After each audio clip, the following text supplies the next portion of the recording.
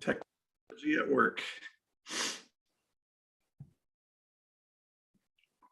Well, do we call it Easter? Do we call We it? call it Pasqua. Yeah, what does that mean? Easter. Okay. So say it again. Pasqua. Pasqua. Buona Pasqua. Pasqua. And that means Easter in Italian? Yes. Happy Easter, yeah. All right. We all learned something today. And how do they celebrate Easter in Sicily? Very Catholic-y. So we celebrated Easter by taking a ferry to a different island we'd never been to and taking a vacation. But on Friday, there was a procession through town where they carried Jesus from the cross to the church, and followed by Mary, and lots of traditional songs. And we didn't understand all of it. I asked our friend who speaks Italian. He's like, I don't understand it either. It's a different dialect I don't speak. So we're not quite sure exactly what all was being sung, but it was a couple hours that we were part of, and definitely an interesting event, and interesting from the perspective of, as a former evangelical, I've always heard and said, civic religion equals evil, over traditional equals bad.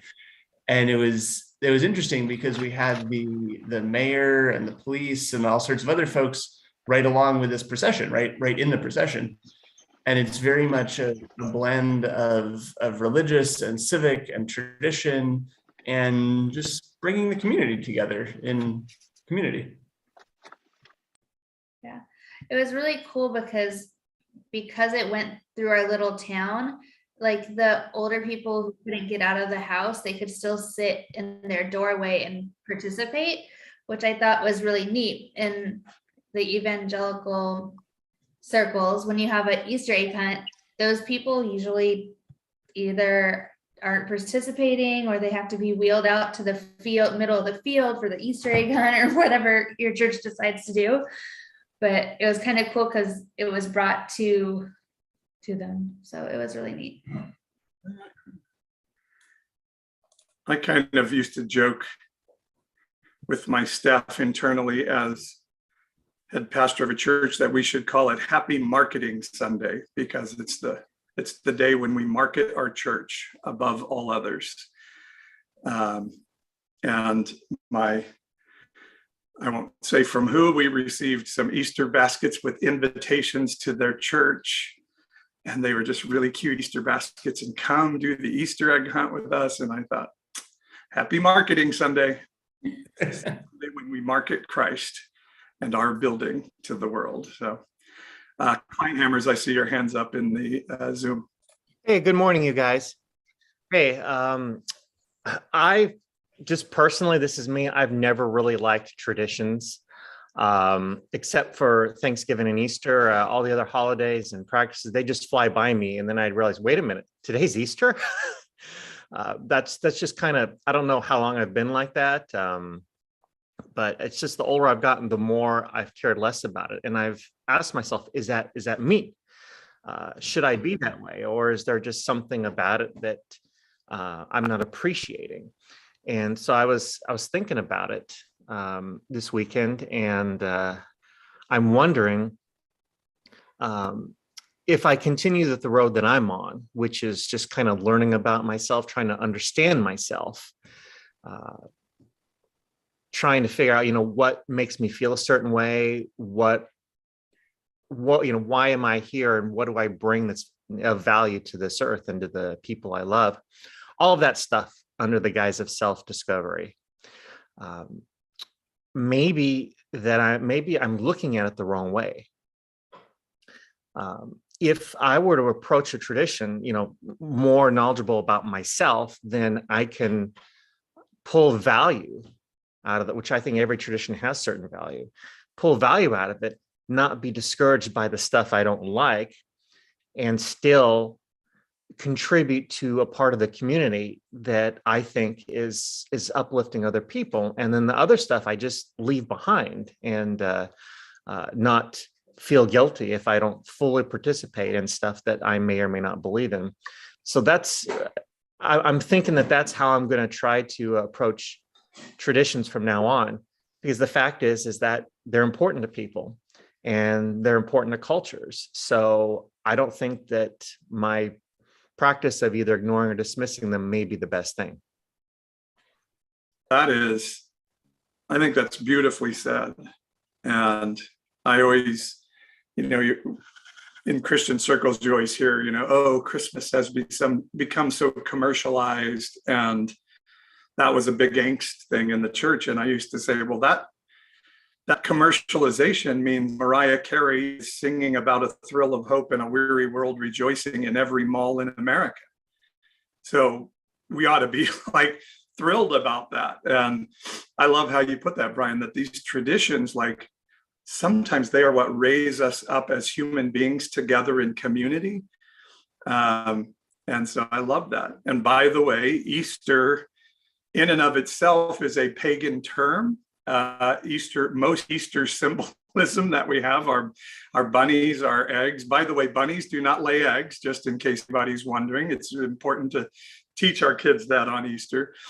Bunnies and eggs and the pastel colors, all of those things are pagan symbols, which I don't really have. I used to have, when I was pastoring, people would come and say, we shouldn't celebrate Easter. It's a pagan holiday in the church. And I'm like, well, if it's a pagan holiday, then we've made it Christian, which is great. They stole Halloween from us and we'll take Easter and Christmas from them, and okay. But I think some of the principle may be that we can just see Easter as a season of rebirth, of spring, of something new springing forth. I'm going to talk a little bit more about that today, but I really like how you put that, Brian, that the traditions that we may want to eschew in this could be really neat community gathering points. And I think there's something to that. Carol, I see your hand up.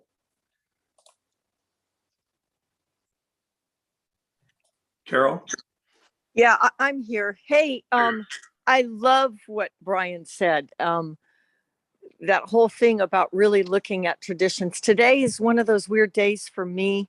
My mom passed away a couple of years ago, and I'm realizing today that she was the one who kind of kept us in those traditions. And today's a really weird day because my brother and his wife are doing something they haven't even, my dad and I are and my sister is doing something. And my dad and I are like, what do we do? And it was just such a beautiful thing that he said, well, I think I'm going to go do whatever he's going to do. And I said, well, I think I'm going to do that, and today is kind of a cool thing because I'm able to meet with the people that I love because of online. I get to visit with you guys, and then I'm going to go and hang out at a winery. They've got some sort of a church over there. So I'm basically creating not even a tradition, but I'm choosing to do celebrating the day, celebrating the Lord in the best way that I can. And maybe that's what a tradition is, stopping and looking around and seeing what is special about today. So blessings to you all. Very cool hat, by the way. I love hats. Love it too. That's awesome. Lauren and Charity. Yeah, I was just going to say quick kind of to what Carol was saying, but I feel like to that whole question of is it pagan, is it godly, trying to move away from the value-laden judgments and go, does it draw you closer to God? Does it draw you closer to other people? Like, okay, this is probably good. Is it pushing you away from God, pushing you away from people? Probably not so great.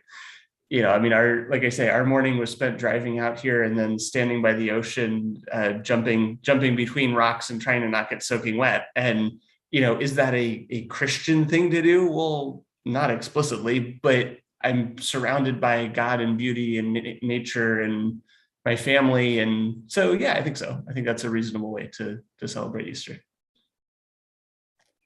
Very cool. One of the things that I've always thought interesting around Easter was that, sorry, I'm doing an adjustment here, but that we call it Good Friday leading up to Easter. And I used to think, okay, Good Friday is the day we celebrate the death of Jesus, and we're supposed to think that is good.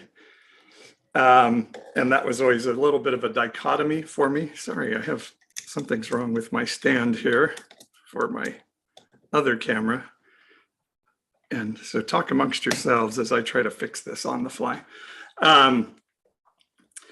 And it's interesting because we're in a season of, for a lot of us, of some amount of death, if I can use that term, of loss of community, of relationship. Certainly, sort of as a culture, we have a little bit of a loss of the world as we know it, as we've transitioned through COVID and all these other things. Many of the things that we've believed have been overturned. And for me, then, my father passing away a few weeks ago has, there's this loss around. And one thing I find in Christianity that I think is interesting is we don't deal with loss and death very well, which is interesting considering we're a religion that's based around the slaughter of our main teacher being the beautiful, world-changing point of it all for us, and the resurrection of that. And I just had this thought this week of the death of what we know, the death of a dream, the death of a relationship, the death of a community is really the starting point of a new thing. That in life and nature itself, the death of a plant causes the plant to die and go back into the earth and create nutrients for something new to grow. Death in nature is vital to life. And is there a place for us to and I'm not talking about celebrating death as something that's great, but as a part of the cycle of life. And particularly, I think in Christianity, I always thought of death in a way that was, there is appointed a man a time to die and then the judgment. That death was this very final point of then there's no more, it's all on the line then, but then you read Ecclesiastes and it's very simple. You're like, there's a time to be born and a time to die. There's a time to break down and a time to build up. Each of these things is given an equal value. And if death has no sting, as our Bible tells us, then shouldn't we look at death differently and say, instead of death being this finality, it is the transition into something new. And I was thinking this week about it, particularly because I had a conversation around me, like, when does forgiveness and joy come? When do we get to the joy comes in the morning part? And I'm like, wait, I've just started grieving. Let me grieve what's lost for a little while before we start trying to get to, it's, as Christians, I think we feel this compulsion of fixing things and of there being joy and peace and hope, and not recognizing that grieving and sadness are a part of life as well. And as many of us have lost community and our belief systems that we feel lied to, it's a season that feels like death, and we're having to relearn how to deal with death. And so it got me thinking about Peter this week, and thinking about Peter. And Peter was a guy that I love because he always wore his emotions on his sleeve in the stories we read, and I always think of Peter like this expressive, outward young man whose mom was constantly telling him the Messiah is going to come, and the Messiah is going to reinstate us as being in charge of our country, and our country is going to be made great again. And when that happens, those that are close in following the Messiah are going to be in power over the country. And so one day here's Peter out fishing, and here comes his brother, and he says, I've met him. And he's like, who have you met? Oh, I've met the Messiah. I've met the guy that's going to make Israel great again is here. And Peter goes and meets him. And the next thing they know, they are in the 12-person inner circle of the guy they believe is going to be the Messiah, who's going to conquer Rome and make Israel great. And they are going to be seated at the right hand of the King of Israel. And when Jesus says, I'm going to go down Jerusalem and I'm going to die, Peter's like, that's a bad message, Jesus. That's a bad look. Stop with that. And Jesus tells him, get behind me, Satan. So here's Peter, this very expressive, emotional, passionate guy who is certain he is soon going to be a leader of all of Israel, just like his mom told him was going to happen. And then Jesus dies. And not only does Jesus die, but Peter doesn't even stand up for him as he's going to his death, denies him 3 times, and suddenly he is on the other side of this world where everything he had hoped was going to happen is over and gone. He's lost it all. He's felt lied to. His dreams are over. It's sad to think about what those, it's actually like a day and a half or 2 days that Jesus died on Friday afternoon, arose on Sunday morning. Was it like 3 days, 3 full days? But this dream is dead. And we see this story where Peter says, well, that's over.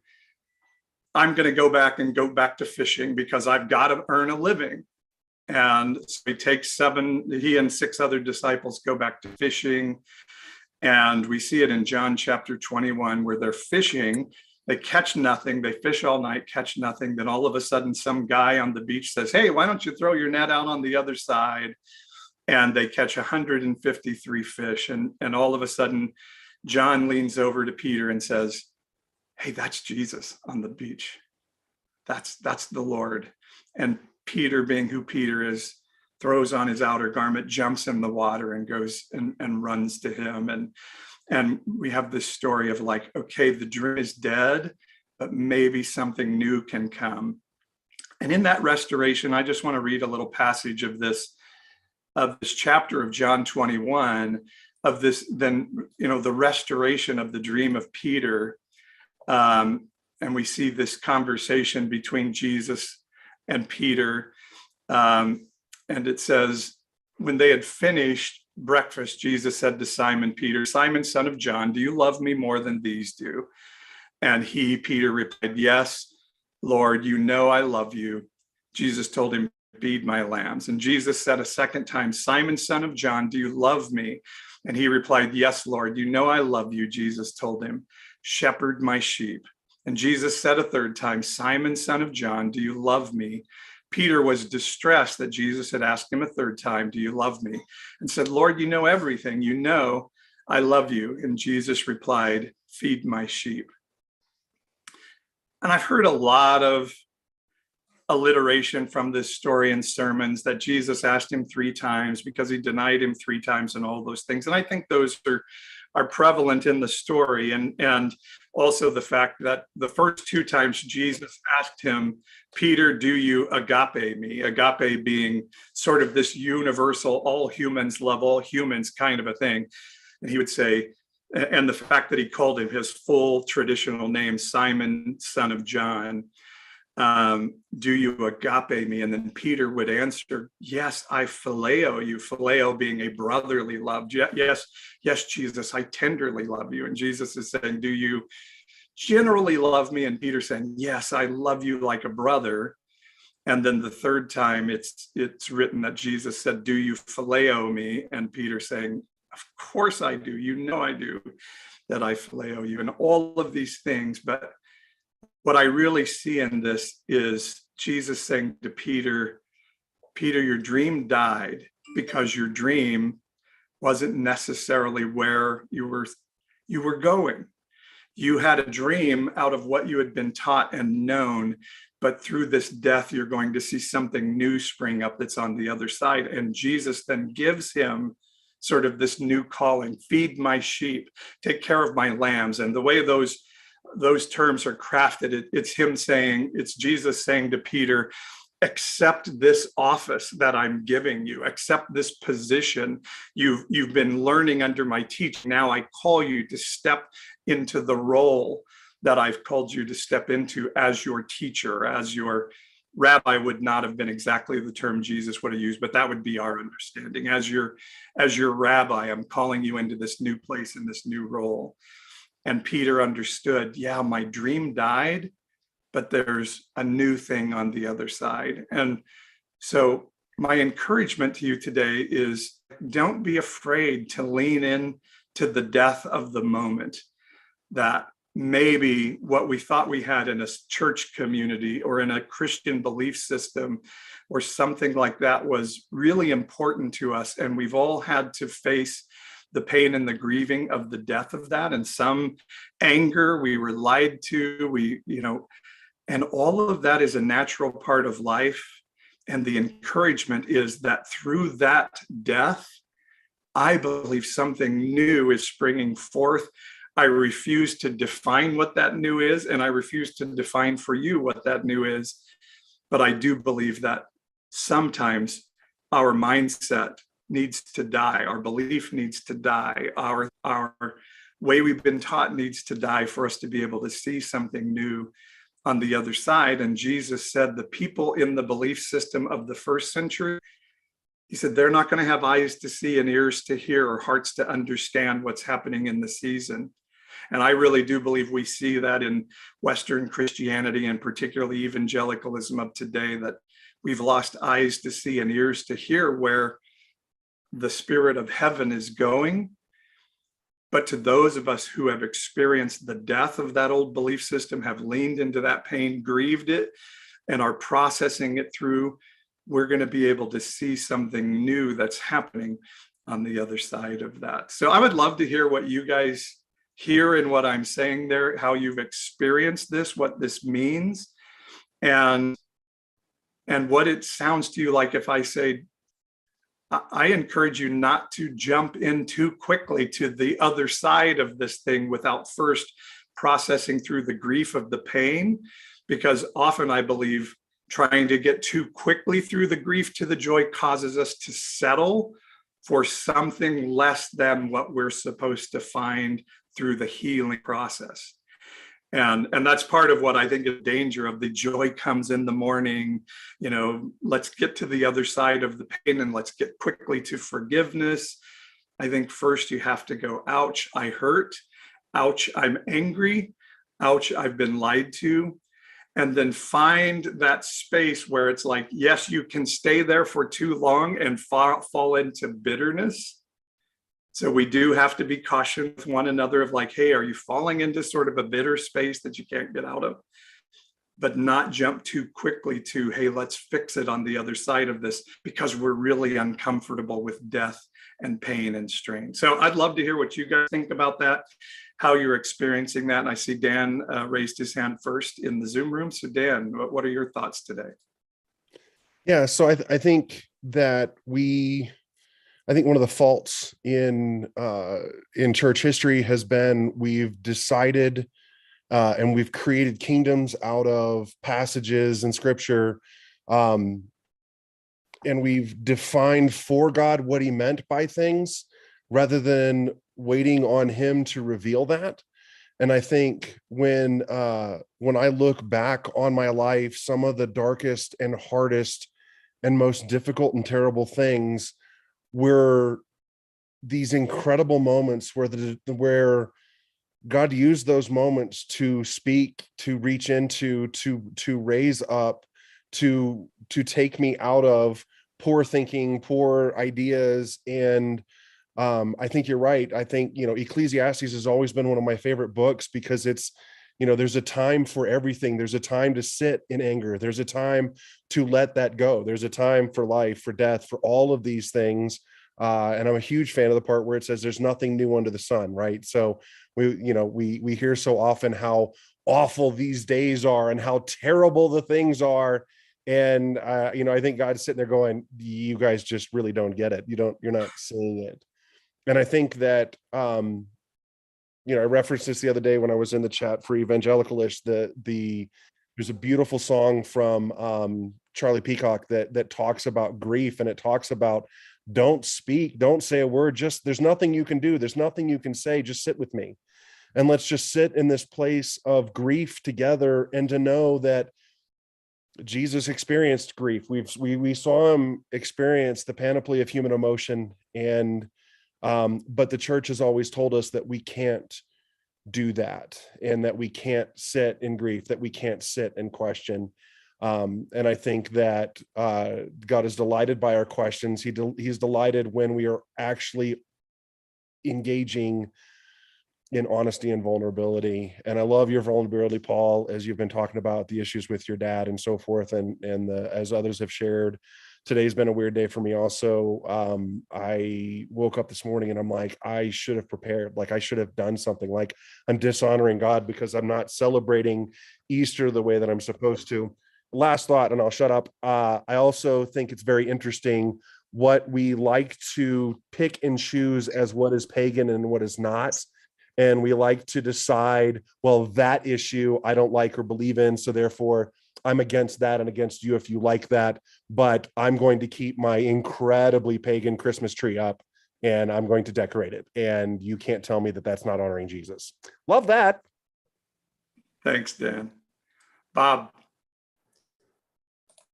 And by the way, anybody, you can raise your hand in the Zoom room. I won't always see you if you just wave on the screen. So if you get that, we'll get you up. So Bob, what's on your mind? All right, Dan Nettleton, listen to me. It's really cool to have another Charlie Peacock fan in the room. But I have to follow that very profound statement from you. So, it's kind of a love-hate I have with you, and I haven't even met you yet.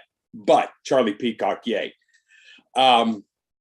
15 years ago or so, speaking to what Paul said about, when is the right time? How does this work? I began to allow myself to ask questions, and it has been a journey, guys, of epic proportions. I mean, because one question leads to another, to another, to another. And the trick is to ask those questions and have your faith intact at the end. And that's where I live right now. But I see that Dan Nettleton just puts Dan Nettleton, you are now my nemesis and my friend. So I began to ask these questions, but it wasn't until about 5 years ago. I remember Easter is so important in my journey. I was sitting in the most evangelical church you can imagine, where we had been for many, many years. And the pastor, I don't have any idea what he was speaking on, but I heard one question, and it was a piece of scripture. Why are you looking for the living among the dead? He is not here. He's not here. He has risen. And it was the first time that I felt that question was being asked specifically to me. Bob, why are you looking for the living among the dead? He's not here. He was not in that building. He was not there. And it was up to me to then say, okay, well, Lord, I'm going to find you. I'm going to find you wherever you are. And it set me free on a different level of my journey. Now, I still stayed a couple more years because there is real fear in leaving behind what's familiar. But it was a necessary step for me. So I just wanted to share how important Easter is, that question, why are you looking for the living among the dead? It was a big one to me. It's good, Bob.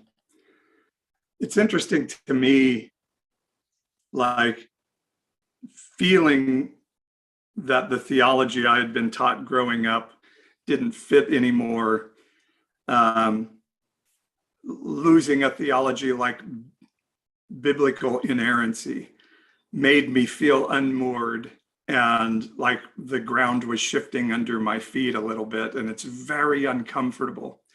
I was in a yoga class the other day, and and the head of the yoga class said, part of yoga is learning to be comfortable with being uncomfortable. And I was like, whoa, there's something for me to chew on for a little while. That improvement in life is learning to be comfortable with the uncomfortable and with being uncomfortable. And realizing the Christianity I grew up with was being comfortable in the certainty that we knew all that was true and right, and we were the holders of what was true. And letting that go scared me to death in a lot of ways. And what I see in this story of Peter is that Peter actually found the Messiah that he was looking for, despite the fact that that Messiah didn't look like who he thought that Messiah was going to be. And in some ways, I have found Jesus on the other side of the death of my theology in a way I never imagined I could find Jesus. And in a lot of ways, I'm still feeling my way around it and what that looks like. But I feel like it's not this binary choice of, are you Christian or do you throw out Jesus? That's what I'm really learning, that the death of the theology actually gives me a way to search out the teachings of Jesus and the story of the Bible in a way I never imagined that I could. And at very least, it's a Jesus that's not feeding shame upon me nonstop every day of my life, as I was taught growing up. So I give you freedom to pursue Jesus in whatever way Jesus can be found by you, rather than in a way that evangelical or Western Christianity would tell you he has to be found by you. Yeah, Brenda. So I think I have to blame C.S. Lewis for actually starting this journey when I didn't realize it in reading Chronicles of Narnia. And he is not a tame lion, meaning you cannot put the Christ figure in a box and say, but this is how he is. No, he comes when he will, he does what he does, and he is who he is, and we can't define the way we want him to be. And, I didn't think about it at the time, other than it planted an idea that was healthy, but also raised questions slowly over time of, well, if God is not going to be tamed by humans, as I put in the chat about the meme I saw yesterday, where there's this big box that said theology on the side, and this big, large person with the head in the box and feet and arms sticking out, and somebody behind him pushing, going, God, get in there. You don't fit. And it's like, when we turn loose of inerrancy of the scripture was one of those things that I was raised around, and at the same time went, what do you mean by inerrancy? What do you mean? Has it been handed down to us close to the form in which it was written? Do you mean that? Or do you mean every single word is literally true and can be translated into the 20th, 21st century as a direct drop in, and it fits all circumstances kind of inerrancy, literalness? And it's just like, I think it's living, breathing thing that talks to us where we are, when we are, and God uses all sorts of funny ways. I was laughing with some friends we visited last night about, he said, when he's had some encounters where he felt like God was speaking to him, he would say, God would go, ask a question, and he would answer, and then then God would go, huh, back to him. And I said, funny, he says to me, he always asks a question. He just keeps asking questions. Socratic teacher. Exactly. That's it's how God dealt with Jonah. Not the here is the truth. You stay in this box and you'll be okay. But well, what about? And what about? And why aren't you? And what about this? And it has been the most important parts of my life, has been the questions, not the answers. Yeah, so good. Yeah, so sometimes the death of those moorings for us, the cutting those loose can be really important. So Joy, I see your hands up, and then we'll go to communion. If you don't have your communion stuff, some of you may be new, just grab something out of your kitchen. I have like a cracker today and some cranberry juice, but whatever you have, bread, tortilla, Dorito chip, grab it. Beer, wine, juice, whatever you got, and we're going to take communion together. But Osbruckers, good to see you guys. What do you have on your mind?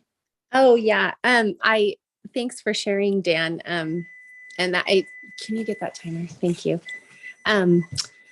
I woke with the same feeling, kind of really off this morning as my children were running around at 5 a.m. while my son was up because he wanted to get his Easter basket. I'm like, okay, what's wrong with this picture here? It just felt so weird. But, we are go to church every Easter Sunday family, and that didn't happen today. I mean, it hasn't happened for a couple of years because of COVID, but I just really appreciated everyone's input, and especially yours today, Paul, with where I've been personally in my journey. And it was super hopeful what you shared. So thank you. And I am getting more comfortable with being uncomfortable for sure. I feel like just sitting in that grief and that sadness, and it brings about other things. Like my daughter and I went on the most beautiful walk this morning. The weather here is great. And I picked this beautiful bouquet of, lilies with her, which she wants to show you. Oh, cool. Yeah. She's 13. So, anyway, that's something that probably wouldn't have happened. Let's take a moment to note that those flowers are beautiful, and thank her for sharing those with us. She doesn't want to be on camera. You can hear her giggle. Of course. But anyhow, we're just finding new rhythms and new normals. So I appreciate what you shared, everyone. Dan, especially too. It was awesome.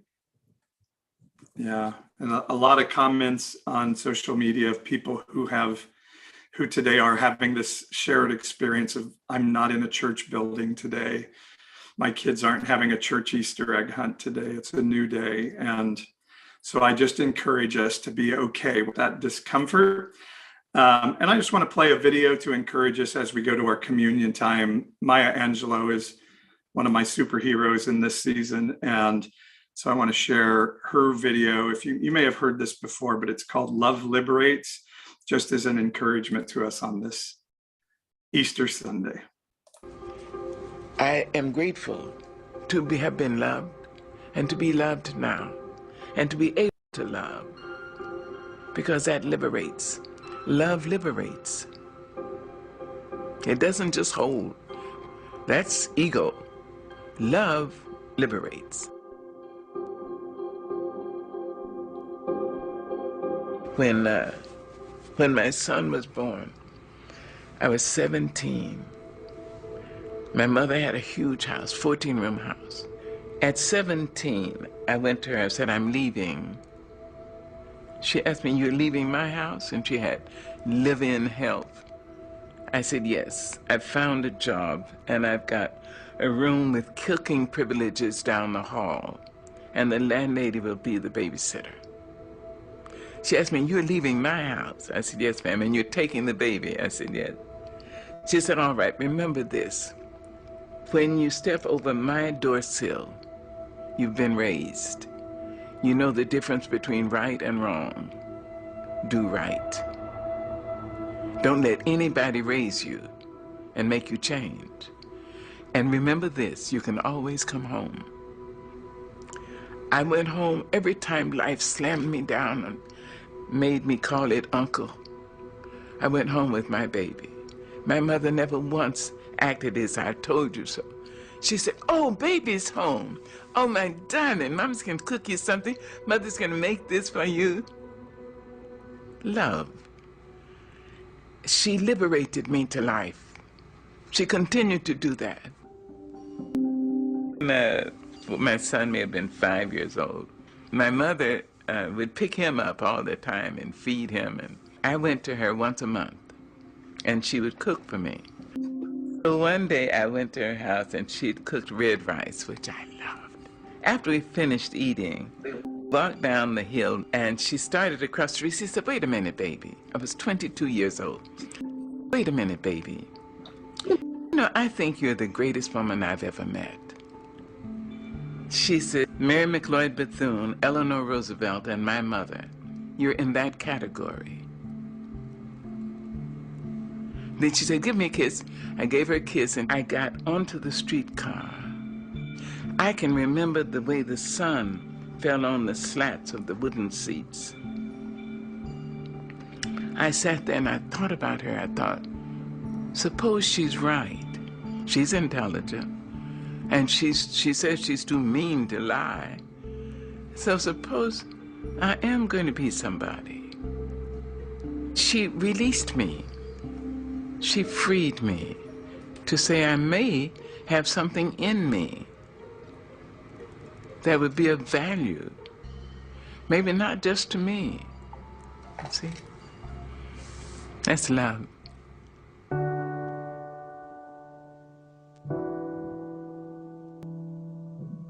When she was in her final sickness, I went out to San Francisco, and the doctor said she had three weeks to live. I asked her, "Would you come to North Carolina?" She said yes. She had emphysema and lung cancer. I brought her to my home. She lived for a year and a half. And when she was finally, in extremis, she was on oxygen and fighting cancer for her life. And I remembered her liberating me. And I said, I hope I'll be able to liberate her. She deserved that from me. She deserved a great daughter, and she got one. So in her last days, I said, now, I understand that some people need permission to go. As I understand it, you may have done what God put you here to do. You were a great worker. You must have been a great lover, because a lot of men, and if I'm not wrong, maybe a couple of women, risk their lives to love you. You were a piss-poor mother of small children, but you were a great, great mother of young adults. And if you need permission to go, I liberate you. I went back to my house, and something said, go back. I was in my pajamas. I jumped in my car and ran, and the nurse said, she's just gone. You see, love liberates. It doesn't bind. Love says, I love you. I love you if you're in China. I love you if you're across town. I love you if you're in Harlem. I love you. I would like to be near you. I'd like to have your arms around me. I'd like to hear your voice in my ear. But that's not possible now. So I love you. Go.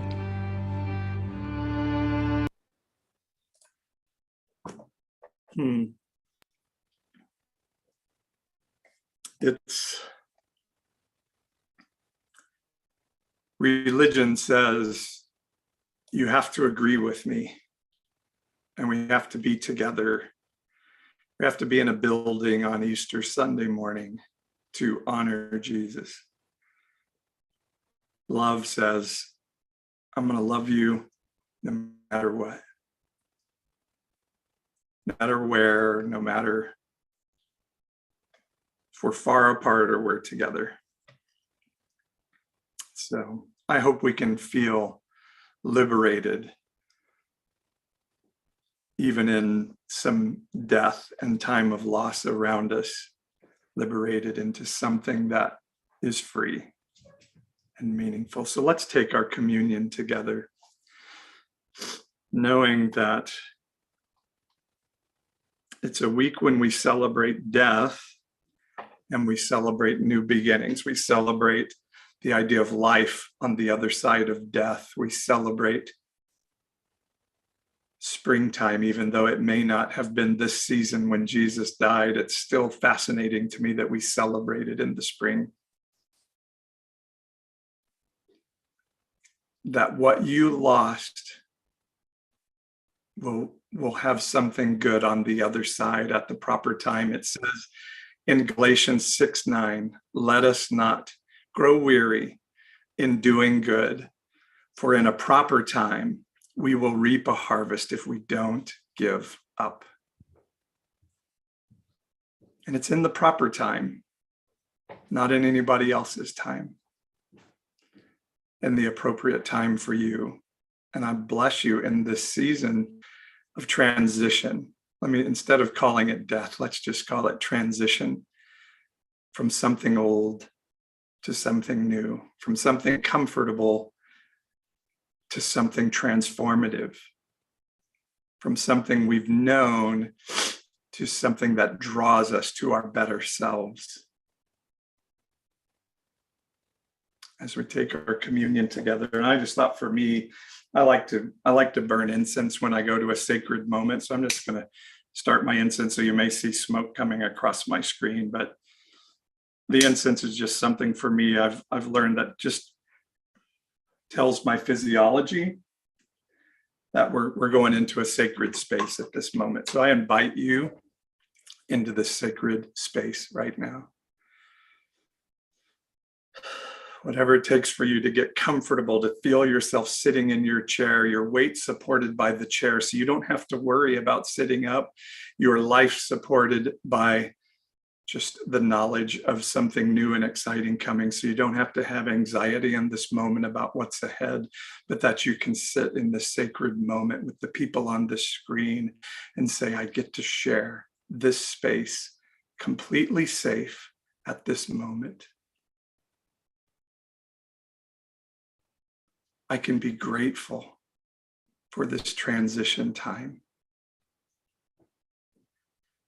And Jesus said it this way. He said, this is a moment of remembrance that a body broken for you created a space for something new to come, a new purpose, a new passion, a new understanding of life, a new understanding of people around you could come.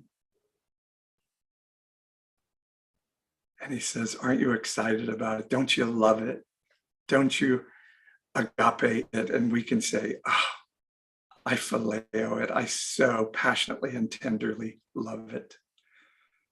So in that space, I bless our bread of representation of that death, of what we're leaving behind. And we bless it because it got us here. Amen.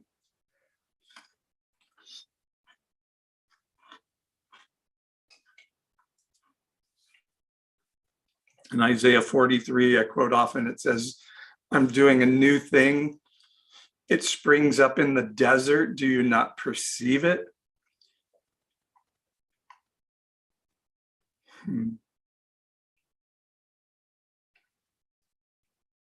It's funny, I was saying in a live the other day that I think Jesus wept may be the most important verse in the Bible. That Jesus may have even known that Lazarus was going to be raised from the dead, yet still was heartbroken in the midst of human suffering.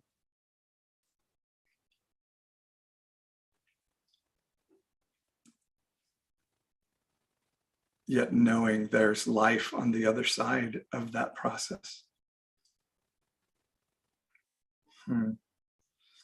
So the blood represented in the wine or the juice or the water or the beer, the drink that you have, represents the Zoe of life.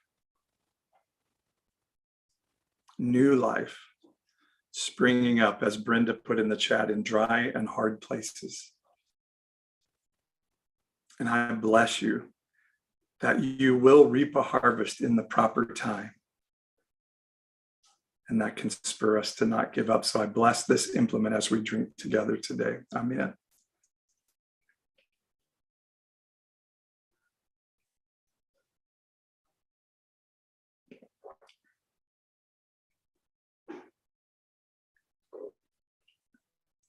Would anybody like to share what you're sensing in this moment? In this sacred space together?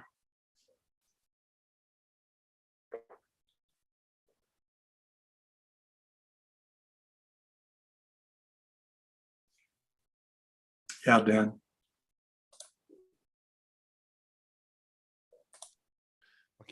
I'll keep it brief, but I was just thinking that I'm frustrated because most of my life I've been taught that I have to quantify and clarify love, that I don't have the freedom to love. And I certainly don't have the freedom to be loved. Communion has always been very difficult for me, and I struggle to take it today because like I'm so conditioned to know that I'm not worth it and to know that I don't deserve it. And there's a beautiful tension in that place because I don't, but he said I do, and he gave, and he commands to do it. But it's so difficult because so much of my framework for 48 years almost has been that I had better be very careful about approaching the communion table, and I had better be sure that I'm loving the way that I'm supposed to love, and that I'm receiving love the way that I'm supposed to receive it. And I'm just reflecting on the difficulty of death. And if I'm really honest, I also can't, like, I'm terrified to let that go because it has been my experience. And what does that mean on the other side?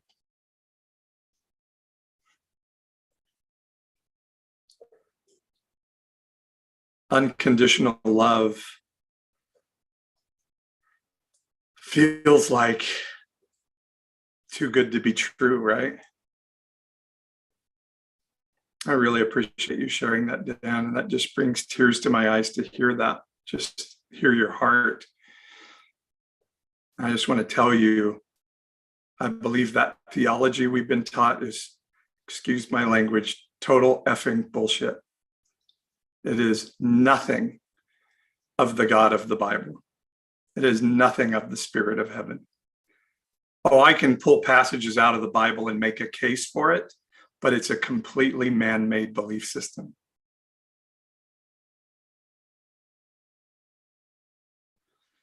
That we see these flawed, terrible human characters in the Bible that God says, that's a man after my own heart right there. Abraham was credited as righteous, and he did terrible things to people around him. So the qualifiers come from human beings because we like qualifiers. Qualifiers can give me space to find loopholes for myself while still telling others you're not good enough. But unconditional love says, I have to accept you and I have to accept me. And sometimes accepting ourselves is as hard as accepting others. Christians love go and sin no more. We love that verse. We passionately hold on to it. But we missed that Jesus turned to the woman and said, where are your condemners? And she said, they're all gone. And he said, I don't condemn you either. And then said, go and sin no more. So if that statement was like, go and live a different life, which I'm not convinced that it is, but even if it is, he's saying, because you are not condemned, you get to live the better self today.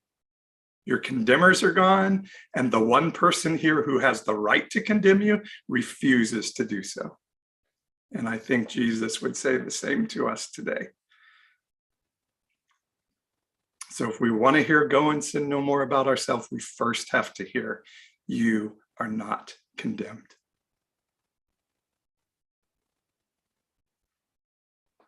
From perhaps the only person that has the right to tell us that we are.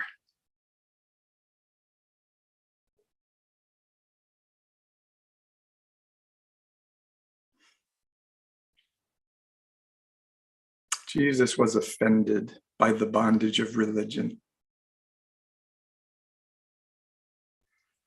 And he loved to offend people who tried to put that bondage onto others.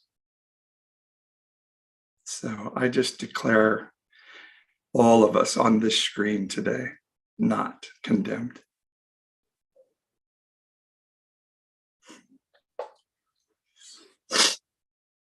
Anybody else want to share anything?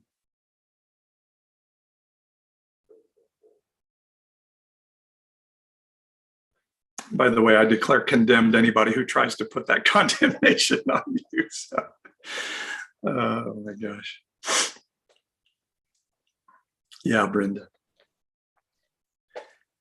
You know, the idea that he said first you are not condemned, and then essentially gave her permission and to go live differently.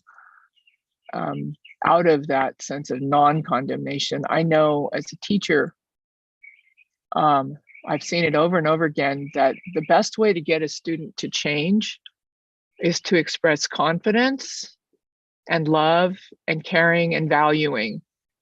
I can hammer them with grades or rules or whatever, and I've seen other people do it, but ultimately what changes the student is my belief that they are inherently a good student who's struggling with something, and I will help them get over it and go learn differently. You know, I don't condemn you. And the teachers who have the students slipping through their fingers are the ones who have the rules that they have to hold on to tightly, and they have to just make sure the kids don't do the wrong thing instead of encouraging them toward what they're capable of.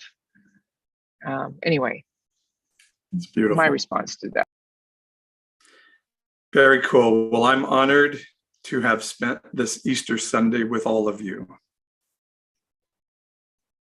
And I hope that you get to celebrate with family and joy. So we have community time now. And so if you'd like to stick around and have some time of just meet some of the people here with you, those of you who hadn't been with us before, we're so glad you were here today.